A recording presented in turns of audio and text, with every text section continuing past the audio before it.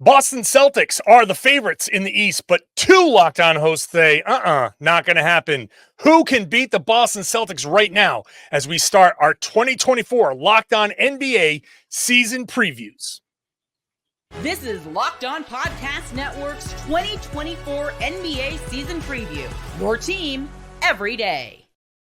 Hey, welcome back to the 2024 Locked On NBA season previews. In this episode, we are focused on the teams predicted by FanDuel to land at the top of the Eastern Conference. Today's show brought to you by FanDuel. Place your first $5 bet and you'll get started with $200 in bonus bets guaranteed. Visit FanDuel.com to get started. I'm John Corrales, host of the Locked On Celtics podcast. Celtics are the champs, so I get to be the host for this preview. Joining me on this show, Camille Davis from Locked On Bucks, Danny Cunningham from Locked On Cavs, Kayla Santiago, newly of Locked On Sixers, Alex Wolf of Locked On Knicks. Let's get to it. I said two hosts are confident they will beat the Boston Celtics. Okay, raise your hands. Who is it? Of course, the Knicks. Of course, the Knicks. Bucks. I love the confidence in the Bucks. It's an interesting question here. Alex Wolf. Well, I wonder why you think the New York Knicks are capable of beating the Boston Celtics. If it makes you feel better, I believed that before the Cat trade. So now I just extra believe it. Well, of course, because they were bitter before the Cat trade. Yeah, I think that I think they already had a core that could have potentially made this work. The Cat trade at its best turns them into the best offense in the NBA. I don't think that's that hard to imagine. And if that happens and they can produce a top half of the league defense in terms of like net rating, I think their point differential is going to be pretty solid, but it'll probably feel pretty familiar to you as a Celtics fan from last year. And I really think that if this all works out, death be damned, they could really make this work. And you know, it obviously we saw with the Knicks last year, injury luck and everything has to, be good to them and all that. But if it is, I like their chances. So let's open this up to the room. Let's open this Knicks conversation up to the room, because I actually think that the reaction has been a little more lukewarm than I expected. A lot of people are kind of like iffy on adding Karl-Anthony Towns. Let's go to Kayla, because the Sixers are right there with everybody. Kayla, what's your take on Karl-Anthony Towns joining the Knicks, and how does that change your opinion of the top of the East? I think people that aren't in favor of it are absolutely crazy, because when you look at this trade right now, I get it. You lose Dante DiVincenzo, who was a really big piece for you in the playoffs, but Cat can compete against Joel Embiid. He's now the only center in the league that can compete against Joel Embiid for the Philadelphia 76ers. And I'm not saying the Sixers are better than Knicks or even better than the Celtics, but what I do say is they may give them a run for their money when it comes to the playoffs. So as covering the Sixers, when I look at this, I say, oh boy, I don't want to see this. For the Knicks, I think it's a really good deal. I'm excited to see what he can do, and I especially think that they're going to be number 2 in the East behind the Celtics, although that pains me a lot to say. Ooh. Camille, you're there with the Bucks, like slept on Bucks. People forget. Oh yeah, that's right. You got Giannis. You got good players, but people are not high on them. How far away does this separate? Does this Knicks deal separate them from everybody? Or do you think the top of the East is like a little more tightly packed? I don't really think that it changes my opinion on the New York Knicks. I already thought the Knicks were going to be a top 4 team in the East. However, the rankings stand or shake out at the end is how they shake out. But with Cat there, I believe in the offense has potential to really take it to another level, but I still have a lot of questions defensively. Like I know Caleb mentioned that Cat is a center that has the size to go up against Embiid. Well, he only has the size. Like it's not as if he is known as being a defensive stalwart. Meanwhile, in Milwaukee, you do have a big 7-foot center as well with Brook Lopez, who is known defensively as well. Yes, he has been getting older, but he still was one of the top centers in the league when it comes to contesting shots last year. So I think that the Bucks have a good shot at it still. But when it comes to the Knicks in particular, I love the fit offensively. I have some questions defensively for them. Danny, so if you're looking at this Karl-Anthony Towns trade, where do you put the Knicks? Do you put them to what's your top 4? So I think that the top of the East, like it's Boston, and then there's sort of a gap, and there's everybody else. And the Knicks are in that group with, I think, the Cavs, with the Sixers, and I'm not high on Milwaukee right now just because I think they're old and injury prone. I think the Knicks are going to be awesome offensively, and I think they're going to win a lot of games. But I'll echo what Camille said. I have a lot of questions defensively, what they're going to look like with Karl Anthony Towns. Mitchell Robinson obviously has injury issues. I don't know that that's going to go away. Who's going to defend the rim for the Knicks? Like that is something that might not matter a ton during the regular season, but when push comes to shove in the postseason, that's going to be a really big deal. And that's the one aspect of this trade. And I know that didn't change with this trade, but it didn't get better with this trade. And that's been a question now that I just think gets a little bit more amplified as far as things go when I look at the Knicks. I'm curious, just to wrap up the Knicks conversation, I'm very curious to see how much that offense changes from what they were prepared to do and now what they have to do with Karl Anthony Towns. I do think the offense changes significantly. That going 5 out is a big adjustment. It could bring a lot of good things, but also there could be some hiccups there.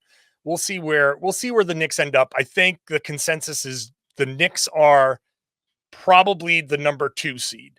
Camille, you had your hand raised. The Bucks, you just heard Danny say they're not high on the Bucks. A lot of people aren't. The Chris Middleton news was not encouraging, but what makes you think the Bucks can beat the Celtics? Yeah, I mean, the first part is to say that they can, not that they absolutely definitively will, but that they can. And that can hinges largely on the health of this Bucks team, which is why I understand why Danny and others are like, I'm not that high on them because I don't believe in the health. You hear Chris Middleton had 2 ankle surgeries in the offseason, and that is something that you don't want to hear about a key component of your team. But I think with the Bucks having Damian Lillard on the team to be that primary shot creator takes a lot of offensive pressure off of what the Bucks expect from Chris Middleton. Prior, when the big 3 was, Giannis, Dame, or Giannis, Drew, and Chris, you were really counting on Chris to hold a big offensive workload. And that is just not the case with the Bucks as they're currently constructed. I have a lot of faith in Damian Lillard coming back stronger this year. And if Dame is playing like the Damian Lillard that we think that he can, combined with Giannis, and they get their chemistry together, I think that they can unlock a lot of things for this Milwaukee Bucks team. Danny, you're in that same division. You lost the division by 1 to the Bucks last year. How are you feeling this year? You think the Cavs can overtake the Bucks? You think Camille's got a point about the Bucks? I do think that the Cavs can overtake Milwaukee. I think that they should. If the Cavs can stay healthy, there's no reason why they cannot be a team that wins 52, 53, 54 games. Like this is a team that has more continuity than anybody in the NBA. They bring back almost all of their minutes. Like they have only 500 minutes played from last year's team that's not returning. I think they made an upgrade at the head coaching spot, bringing in Kenny Atkinson, replacing JB Bickerstaff. I think Evan Mobley is going to take a huge leap forward offensively. Seeing him, what his jump shot looks like now compared to last year, and having Kenny Atkinson to guide him where you've seen him. And, to bring this back to a Bucks example, look what Brook Lopez changed about his offensive game while playing for Kenny Atkinson in Brooklyn. If Evan Mobley can just have a little bit of that, the Cavs offense is going to explode. And they still should be a really good defensive team, having 2 really great rim protectors in Mobley and Jarrett Allen. Still waiting on the Evan Mobley will take 3-pointers thing to start happening. Alex, if you're ranking the East, where do the Bucks and Cavs fall? I go back and forth on the Bucks. I think it all comes down to the health, which I don't think that's a hot take. Like, Right. it's they're built primarily on 30-plus-year-old players, and that's going to become a factor. I will say I loved what they were able to do with limited resources in the offseason. Like, I think getting Gary Trent on a minimum is insane for a guy that should probably be making like $15 million, but just can't because the new landscape of the NBA is like, you can either be rich or you can play for a winner, and that's it. You don't really have too many options. So I loved that addition. I mean, if their health holds up, there's a world where I could see like the Knicks and Bucks and the Sixers for that matter. Which I guess is to say I'm not super high on the Cavs. I could see the Bucks or the Sixers or the Knicks kind of taking that 2 seed.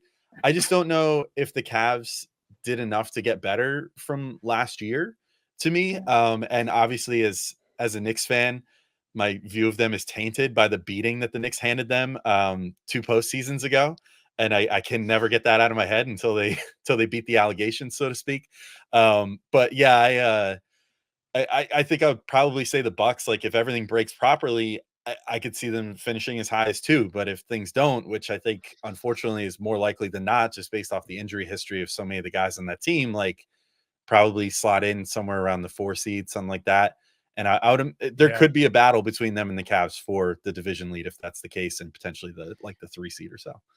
So interesting with the Bucks because they have so much talent and they stabilized at the end of last year. And considering all the things they went through, like Giannis can still carry a team, right? And Dame, I think, separated from some personal stuff, can have a much better season. You got stability in Doc Rivers, no matter what people say about Doc as a coach. I think the Bucks are probably the most underrated team in this mix just because of everything that happened from last year.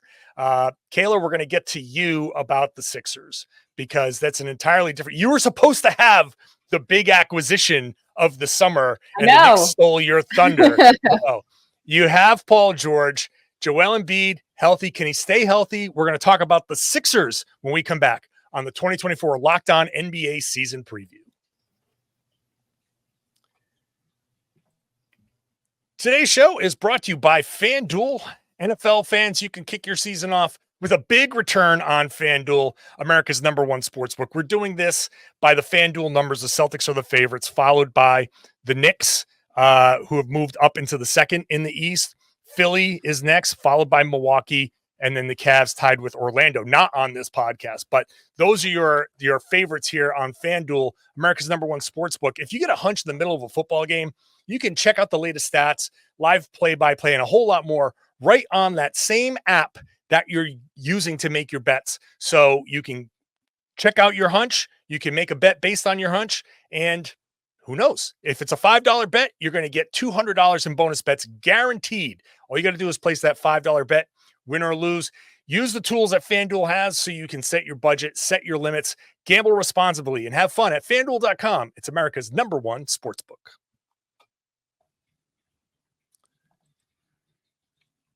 All right, we're back here on the Locked On NBA season preview. Reminder, you can get daily coverage of your favorite NBA team by subscribing to their Locked On podcast. We also have the NBA covered nationally with Locked On NBA, NBA Big Board, and Locked On Fantasy Basketball. All right, Kayla, the Sixers got Paul George. This was the big splash. Can the Sixers, you didn't raise your hand before when you said, can the Sixers beat the Celtics? You got Paul George. Tyrese Maxey is a stud. Joel Embiid, when he's healthy, is an MVP candidate. Why don't you think the Sixers can beat the Celtics? There you go. When he's healthy is everything that you need to say and so much more. When I'm looking at the Sixers team this year, Joel Embiid says he loses about 25 to 28 pounds. They didn't have him practice yesterday, and Nick Nurse said he's probably not going to play in the preseason, and they'll see how they're able to monitor him during the regular season. So to me, unless Joel Embiid can prove in the playoffs and the postseason, which is a whole different story, that he can stay healthy, then yes, I would have him over any other team in the East. But this team will not be as good without Joel Embiid at 100%, even if Paul George is on the squad. I really like it, though, and Keith and I talked about this yesterday. When you look at this team, when you look at the star coming in, it's finally no drama for at least right now. Ben Simmons a few years ago, James Harden last year, and Paul George coming in. It's okay at this moment being that third star, and I think that's going to be really important. Do I think that the Sixers could possibly gain a 2 or 3 seed, even if Embiid only plays about half the season? Yes, I do. But Paul George and Tyrese Maxey with only 50% Joel Embiid is not going to cut it for me in the playoffs. I love the acquisition. I think it was a really good player to bring in, another vet that people can look up to. But at the end of the day, this is Joel Embiid's team. And if he's not 100%, it doesn't really matter what Paul George does. He'll add a lot, but it won't be enough. I'm going to throw this out to the group. Just show me a thumbs up or a thumbs down. Over under on Joel Embiid games is 50. Thumbs up if it's more than 50. Thumbs down if it's less than 50. Who do you think? Danny's more than 50. Camille's more than 50. Alex is lukewarm. Kayla, no. So kind of, okay, some optimism that he's going to get to 50-plus games. All right, let me put this to you, Kayla. If Joel Embiid plays 50 or more games or at least 50 games for the Sixers, where do you think they'll finish? I think they would at least finish in third, maybe fighting for that second spot. I think it's going to be tough, especially those games you don't see him in. We always see the plus minus, how much it drastically changes when he doesn't play the game and he's not out there on the floor. I mean, Andre Drummond did say he was the best rebounder ever, but it's not going to cut it if Joel Embiid's not in the game. So, yeah, he's not. It's Will Chamberlain, by the way. But Andre Drummond thinks he can have another big year, but if Joel Embiid can't play, he won't. So I would say if Joel Embiid plays 50+, they finish in second. If he plays only 50, they go third, 50 less between third and fourth. I mean, Joel Embiid during the regular season, I think they need to give him the Kawhi Leonard treatment, and I've been saying that all year long. If you want him to play in the playoffs and be effective, he just can't play all year. I do think the regular season is good enough to get a good seed, though, if it's just Tyrese Maxey and Paul George. It's the playoffs that really worries me. Camille, the Bucks are in a similar situation, and I think most of these teams could be. I'll put it this way: Bucks, Celtics, Sixers, I think, are in the it doesn't matter what seed you get. Do you agree with that on the Sixers? And if the Sixers come into the playoffs as, let's say, the fourth seed, so you got to play the 4-5, Camille, do you think the Sixers with a healthy Embiid can come out of like a 4-5 matchup and make it to the NBA Finals? I definitely do. Listen, Embiid talking about how he's approaching this season, we've heard before. Embiid has been all about, I want my accolades, I want that MVP, I'm going for it, so on and so forth. You hear him this offseason, and he's saying, I don't care about all NBA, I don't care about all-star, anything with all in front of it, I don't care. All that I care about is finding a way to get to the playoffs healthy.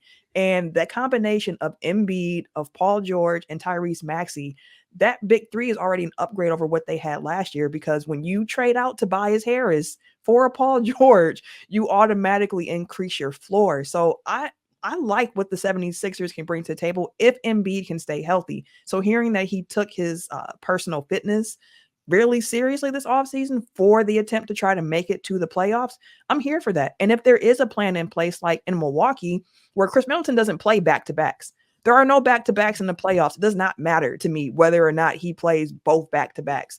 And I think that could be a similar situation in Philly, where you just manage the minutes a bit more for him this upcoming year and try to get him to the playoffs.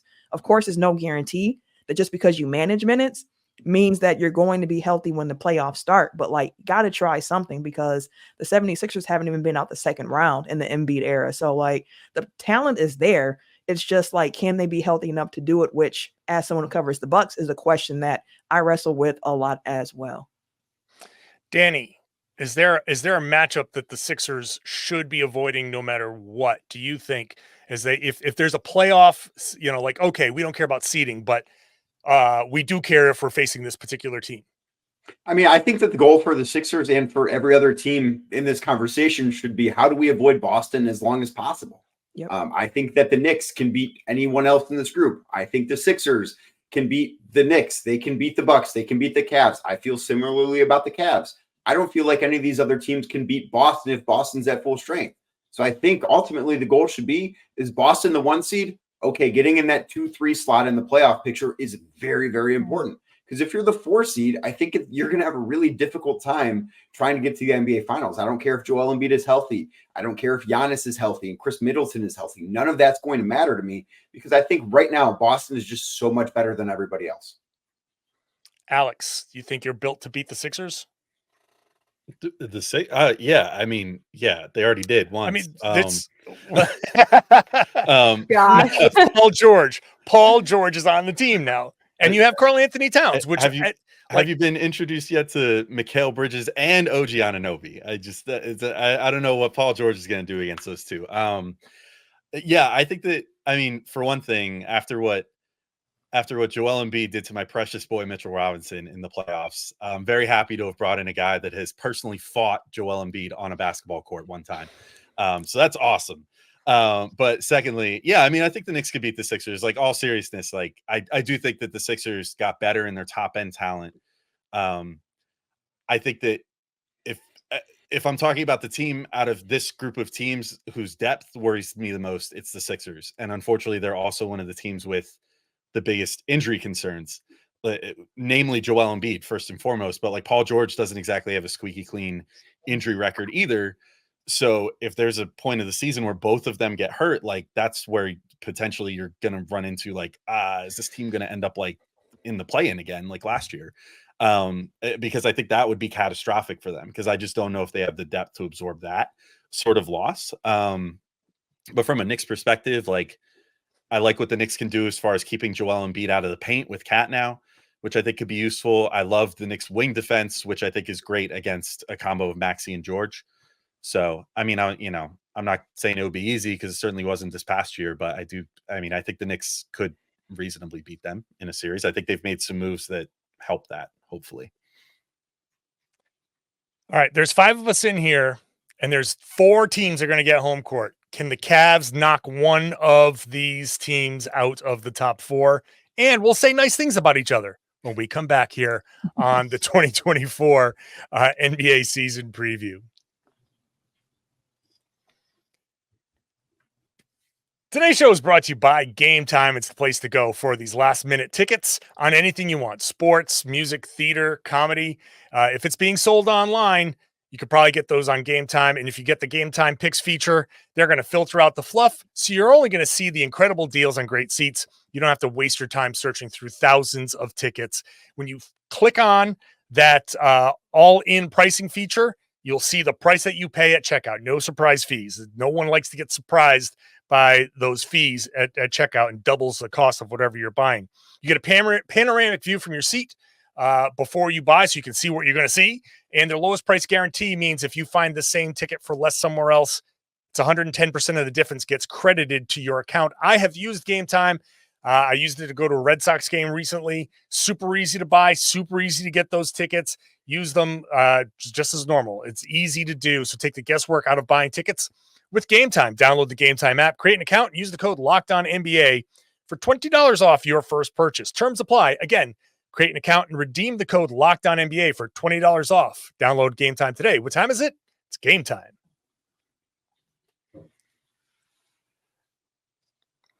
The 2024 Locked On NBA season previews continue. A reminder, you can get daily coverage of your favorite NBA team by subscribing to their Locked On podcast. We've got the NBA covered nationally with Locked On NBA, NBA Big Board, and Locked On Fantasy Basketball, the juggernaut podcast that is. All right, let's play a game. What's the Cavs' path to a top 4 finish, Danny? I think it's staying healthy, because I think that if this team stays healthy, they're going to win 50-plus games. And if you win 50-plus games in the Eastern Conference, you are a top 4 team in the East. There has not been a team since, I believe, the 1998 Atlanta Hawks that has won 50 games in the Eastern Conference and finished outside the top 4. Just historically does not happen. One of these teams that we are talking about is going to have injury issues this year, and it's going to cause them to fall out of the top 4. If the Cavs are healthy, they're going to be a top 4 team, because I think they're going to win a lot of regular season games. I don't know how that speaks to their potential for playoff success, but I think that they should be something of a regular season wins machine, because they are going to care about that too with a new coach in Kenny Atkinson. Does anybody else think that the Cavs can finish in the top 4? That they can? Yes. I think Okay. they can. I think they can. I think the only possibility to me, though, is not as much the Cavs. It's more if the Bucks don't play all of their guys because they're worried about injuries. And if the Philadelphia 76ers play Joel Embiid under 50 games, they might drop some games as well. So I think that's the only way the Cavs squeak into that top 4. Camille? Yeah, I would agree. I agree with Danny's point. I think it's the health of everyone else in the East around. Like, that's the biggest concerns, especially with Milwaukee and Philly. So if something happens there, then I can definitely see the Cavs, stepping into that spot. Or if it's a situation where these teams are looking to load manage to a certain degree, and I don't want to say not taking the regular season seriously, but the eye is for the playoffs, where it's like, we don't care about the matchup. We are just trying to do what we can to get to the playoffs healthy. Then I see the Cavs definitely bouncing into that top 4. We don't have anybody here from the Southeast Division. The Orlando Magic won 47 games last year, and they're tied with the Cavs. Just to throw this out there, anybody, does anybody think that Orlando could get a higher seed than the Cavs? Is anybody afraid of Orlando in here? I kind of am a little bit. If they learn how to shoot. They're scrappy, but not too much now. I think the one common theme, and this even involves the Celtics, but maybe not to quite the extent. The common theme amongst all 5 of us here is that every single one of us has said, well, as long as nobody gets hurt, then things are good. Right. We're all kind of walking a tightrope here, like it's Pretty it's a fine line that these 5 teams are walking, or at least 4. And so, yeah, the Magic like are a young, well-built, deep team that needs to see some bigger growth from the young pieces to, I think, ascend to that next level. But if we're just talking like regular season, I think they're more well equipped to absorb, whatever setbacks and continue chugging along, maybe more so than some of our teams here. So I think that's the way that they could find themselves potentially a top 4 team. We haven't really talked about the Celtics. And Let's keep it that way. Because I'm going to assume it's because everybody just accepts the fact that they're the best team in the East, and there's no reason to talk about them because they've brought everybody back. Is there a way, aside from injuries, is there any feeling that somebody has like, hey, you know what, maybe the Celtics, now they won 64 games last year. They won the East by 14 games. Do you think it's going to be closer? Is there a step backwards for them? Does anybody sit there and say, you know what, that was nice for them last year, but they got something coming for them? I think it's going to be a little bit closer this year. Yeah. And not necessarily just solely because it's like I'm drinking some hater juice or nothing like that. But like I think the Porzingis injury is going to affect that regular season race for them to start the season off. Not having Porzingis until December, January, whenever it is that he comes back, is going to have an effect on them. And then it's also the question of, okay, well, then you're going to lean on Al Horford a lot more, who has been an ageless wonder for the Celtics, but like at some point you wonder, does that run out for them? And if it runs out while they don't have Porzingis, what type of issues can that cause for the Celtics? So I could see some regular season regression. I don't think that really has an impact on how I view them in the playoffs, because I'm assuming at that point you have Porzingis back, you're ready to go. But leading up until that, again, the Celtics brought back like everybody from that championship team. So you have to respect what they did. But I could see that gap closing a little bit because of the Porzingis injury. And also, I do think teams in the East got a bit better.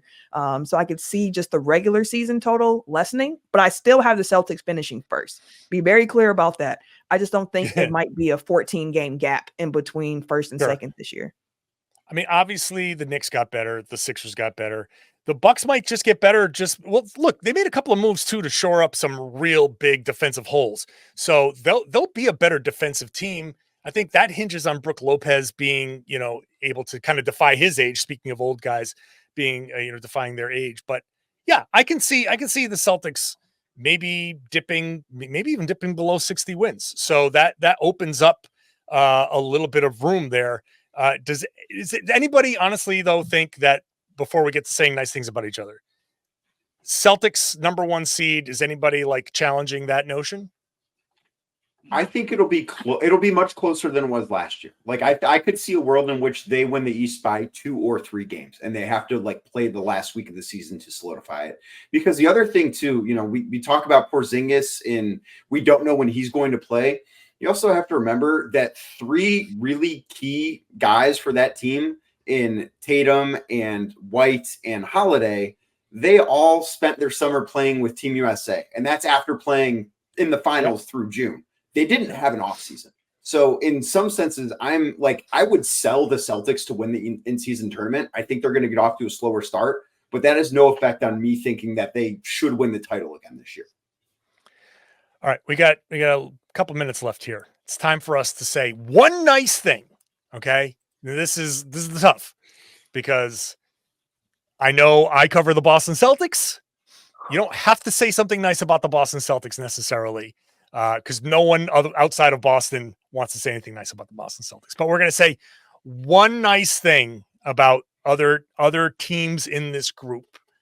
I will start by saying I think the Sixers have nice uniforms. I will say I do respect the moves that have been made, and I think the Knicks especially have kind of played the system really well. So that's my nice thing to say about the Knicks. Is I still have my questions, but I think Leon Rose has done a great job, and so there we go. Let's just work. Camille, say something nice about somebody. I'm going to say something about the Cavaliers. I love the fact that Donovan Mitchell signed and that there doesn't have to be any other noise around that team and what his commitment is to it. I love that you guys have found a new superstar in Cleveland to build around and that you can have and really claim as your own. Oh, that's sweet. Danny. I do think that has been a big weight lifted off the shoulders of Donovan and I think a lot of people in Cleveland too. I'll say something nice about the Knicks because I think I've said a lot of nice stuff about the Celtics just by talking about them tonight. I think that front office and what they displayed with the Karl Anthony Towns trade might be the most creative front office in basketball with what they had to do to pull that move off. I just amazed that they were able to think that far outside the box to get a player like Karl Anthony Towns with all of the constraints that the new collective bargaining agreement have placed upon a team that spends as much as they do. Okay. Kayla, go ahead. I'm actually going to go with the Celtics, and I say this because I think Jason Tatum is a little bit tired of being outside of the MVP conversation. Oh, we have a fantastic team around you. I think the Celtics get the first seed, and Jason Tatum also is really in that MVP conversation this year. He's put up fantastic numbers. I think it's this time for him to go on a tear and possibly win MVP. All right, Alex, wrap it up. I'll say two things. One, I'll say as a Knicks fan, I forgive Kristaps Porzingis, and I'm over everything at this point because history has corrected itself with Tim Hardaway Jr.'s fateful shot at the end of the 2014-15 season that cost the Knicks their lottery odds and ultimately cost them Cat. History found its way, and Cat's on the Knicks now. So, everything is fine now. So that's thing one. Thing two, I'll go to the Bucks, and I'll say, I think Giannis low-key for like a two-time MVP and a guy who more or less single-handedly won a finals for his team a couple years ago has become a pretty slept-on superstar in this league. So I think he deserves a little more flowers than what he gets. So, as if the two MVPs and the title aren't enough, I think people really underestimate what he's capable of at this point. And the fact that as long as his health holds out and whatever, he's like one of the 2-3 best players in the entire NBA, bar none any given night. And I think that gets a little overlooked these days. So give him his props and the Bucks their props for having a super good player. See, we can coexist. This is so wait, can I add a backhanded compliment too? Sorry. No, Joel I'm Embiid sorry. Joel Embiid is at best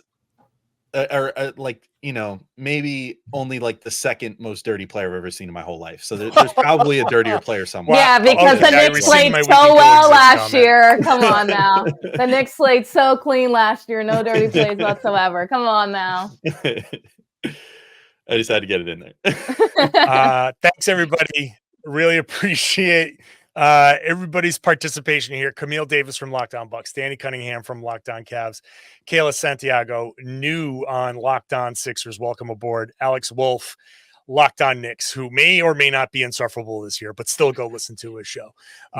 Thanks, everybody. I'm John Corrales, by the way, host of the Locked On Celtics, always insufferable for people who love to hate on the Celtics.